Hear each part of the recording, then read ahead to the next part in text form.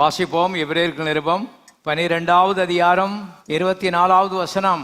புது உடன்படிக்கையின் மத்தியஸ்தராய் இயேசுவினிடத்திற்கும் ஆபேலினுடைய ரத்தம் பேசினதை பார்க்கிலும் நன்மையானவளை பேசுகிற ரத்தமாகிய தெளிக்கப்படும் ரத்தத்தினிடத்திற்கும் வந்து சேர்ந்தீர்கள். புதிய ஏற்பாட்டு விசுவாசிகளுக்கு பேசுறாரு. அதுக்கு முன்னால பேசும்போது 21ஆம் வசனத்தில் சொல்றாரு, மோசேயும் நான் மிகவும் பயந்து நடுங்குகிறேன் என்று சொல்லத்தக்கதாக அந்த காட்சி அவ்வளவு பயங்கரமாயிருந்தது. 20ஆம் வசனம் கவனிங்க. ஏனெனில் ஒரு மிருகமாயிலும் மலையை தொட்டால் அது கல்லறி உண்டு அல்லது அம்பினால் எய்யுண்டு சாக வேண்டும் என்று சொல்லப்பட்ட கட்டளையை சகிக்க மாட்டாதிருந்தார்கள். பழைய ஏற்பாடு வேற, புதிய ஏற்பாடு வேற.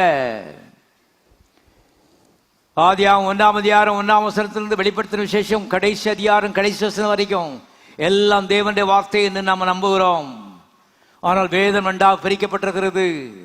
பழைய ஏற்பாடு வேற, புதிய ஏற்பாடு வேற. நாம புதிய ஏற்பாட்டில் ஜீவிக்கிறோம், பழைய ஏற்பாட்டில் ஜீவிக்க இல்லை.